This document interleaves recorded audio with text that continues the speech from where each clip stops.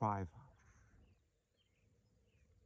I've been lying with my face away from my uncle's chair, so that in a sudden flash of awakening I saw only the door of the street, the more northerly window, and the wall and floor and ceiling towards the north of the room, all photographed with morbid vividness on my brain, in a light brighter than the glow of the fungi or the rays from the street outside. It was not a strong or even a fairly strong light.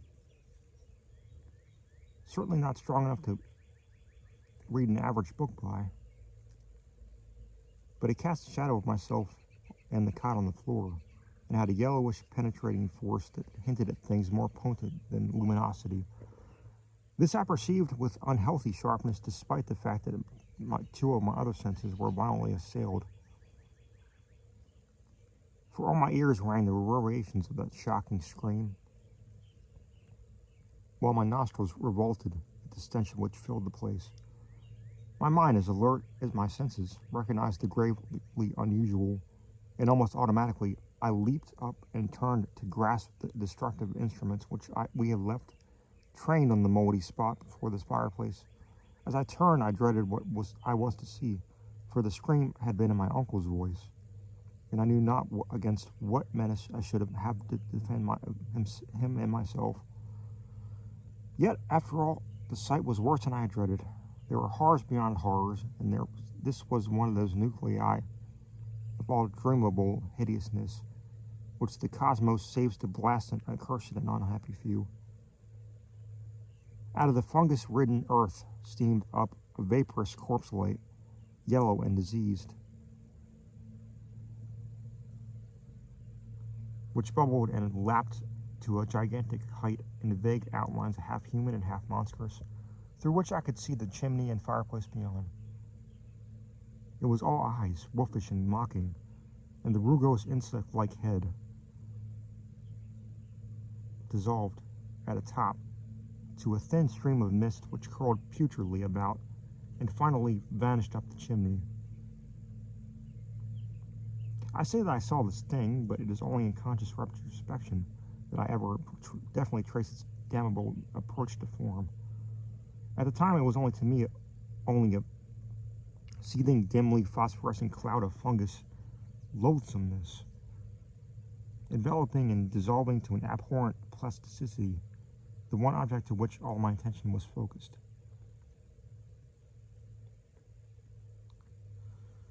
That object was my uncle, the venerable Elihu Whipple, who with blackening and decayed features leered and gibbered at me, and reached out dripping claws to rend me in the fury which this horror had brought.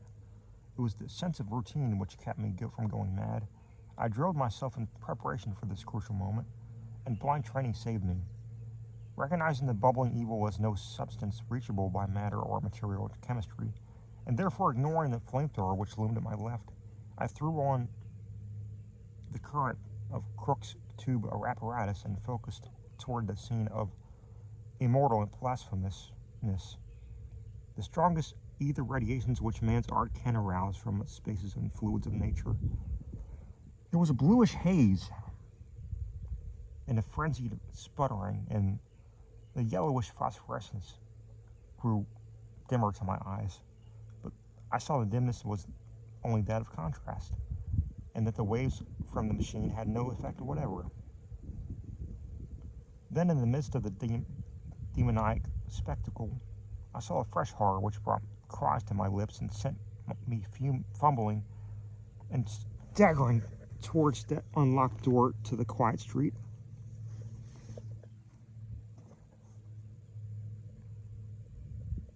Careless of what abnormal terrors I loosed upon the world, or what thoughts of judgments of men I brought upon my head.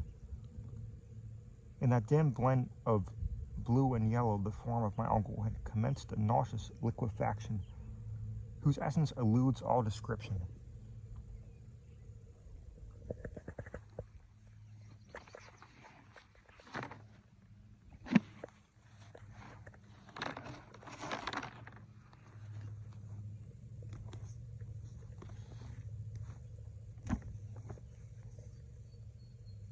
and in which there played across his vanishing face such changes of identity as only madness can conceive.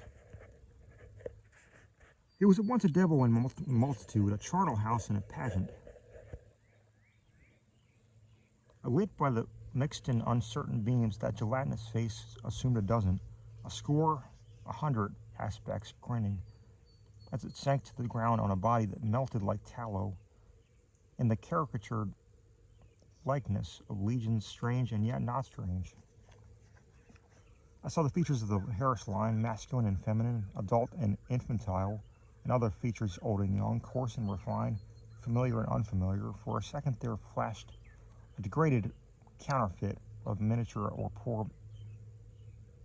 poor mad Roby Harris that I had seen in the School of Design Museum. And another time I thought I caught the raw-boned image of Mercy Dexter as I recalled her from a painting in Carrington Harris's house. It was frightful beyond a conception toward the last, when a curious blend of servant and baby visages flickered close to the fungus floor where a pool of greenish grease was spreading. It seemed as though the shifting features fought against themselves and strove to form contours like those of my uncle's kindly face. I like to think that he existed at that moment and that he tried to bid me farewell. It seemed to me that I hiccuped a farewell from my own parched throat as I lurched out into the street, a thin stream of grease following me through the door to the rain-drenched sidewalk. The rest is shadowy and monstrous. There was no one in the soaking street, and in all the world there was no one that I could dare tell. I walked aimlessly south past the College Hill and the Athenaeum,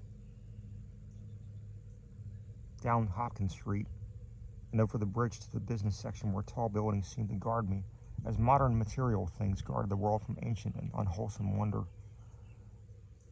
The gray dawn unfolded wetly from the east, silhouetting the archaic hill,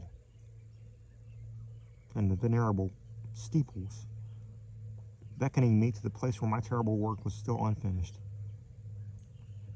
And in the end I went, wet, hatless, and dazed in the morning light, and entered that awful door in Benefit Street which I had left ajar, and which I still swung cryptically in full sight of the early householders to whom I dared not speak. The grease was gone, for the moldy floor was porous, and in the front of the fireplace was no vestige of the giant doubled-up form and nitre.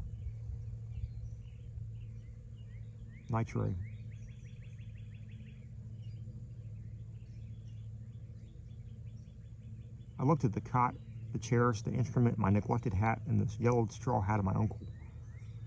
Dazedness was uppermost, and I could scarcely recall what was dream and what was reality.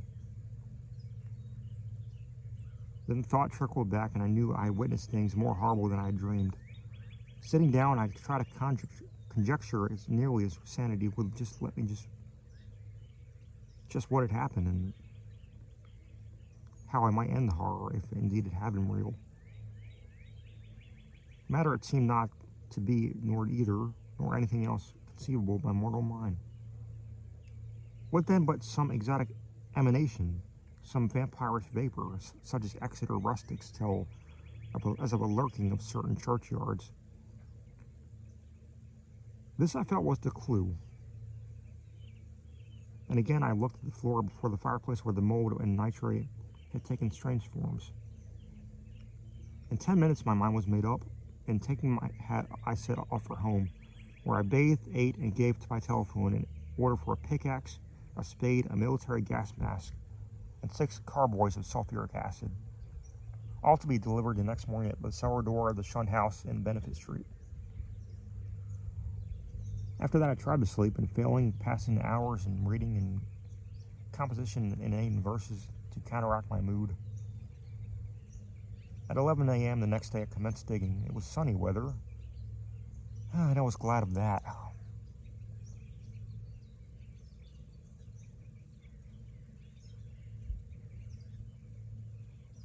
I was still alone, for as much as I feared the unknown horrors I saw, there was only more fear in the thought of telling anybody. Later, I told Harris only through sheer necessity and because he had heard odd tales from old people, which disposed him ever so little toward belief. As I turned up the stinking black earth and in front of this fireplace, my spade causing a vicious yellow ichor to ooze from the white fungi which it severed, I trembled at the dubious thoughts of what I might uncover. Some secrets of inner earth are not good for mankind, and this seemed to be one of them.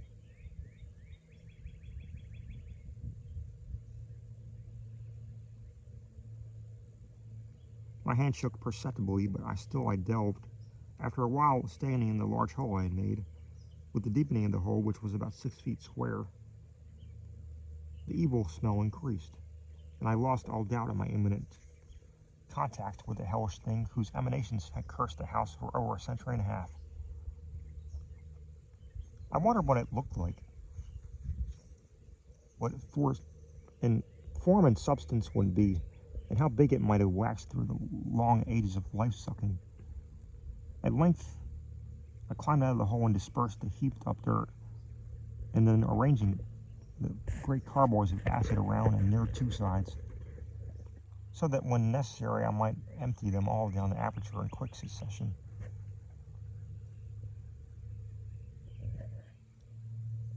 After that, I dumped earth along the other two sides, working more slowly and donning my gas mask as the smell grew.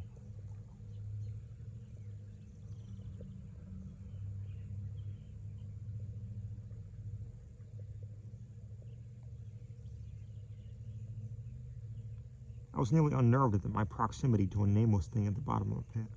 Suddenly, my spade struck something softer than earth. I shuddered and made a motion as if to climb out of the hole, which was now as deep as my neck. Then courage returned, and I scraped away more dirt in the light of the electric torch I had provided. The surface I uncovered was fishy and glassy, a kind of semi-putrid congealed jelly with suggestions of translucence. I scraped further and saw that it had form. There was a rift where a part of the substance was folded over. The exposed area was huge and roughly cylindrical, like a mammoth soft blue-white stovepipe doubled in two. Its largest part, some 2 feet in diameter.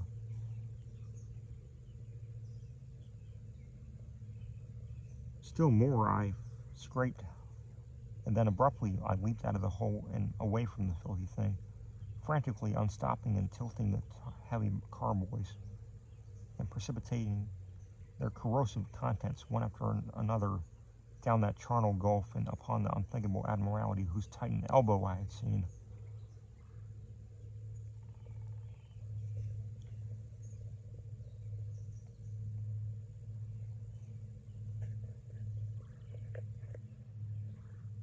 The blinding maelstrom of greenish-yellow vapor which surged tempestuously up from that hole as the floods of acid descended, I will never leave my memory. Along all the hill people tell of the yellow day.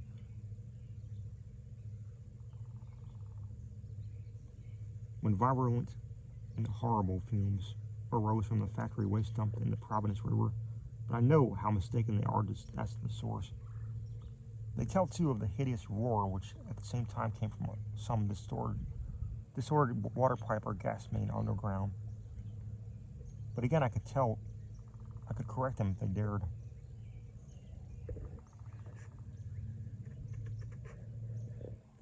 If I dared. It was unspeakably shocking, and I did not see how I lived through it. I did faint after emptying the fourth carboy, which I had to handle after the fumes had begun to penetrate my mask. When I recovered, I saw that the hole was emitting no fresh vapors.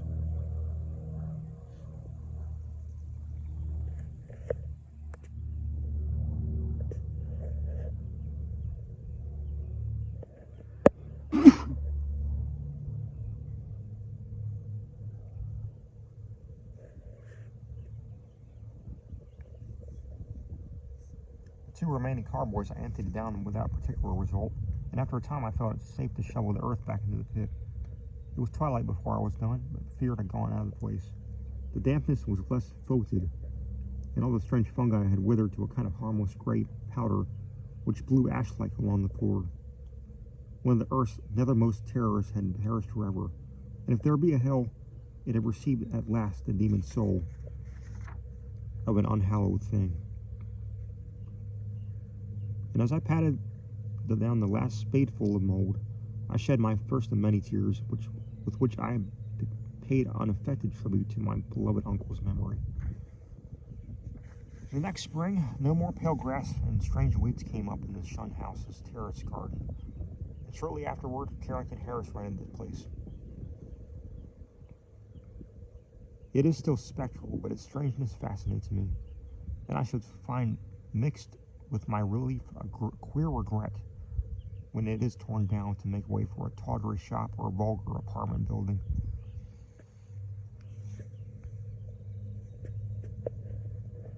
The old barren trees in the yard have begun to bear small sweet apples, and last year the birds nested in their gnarled boughs.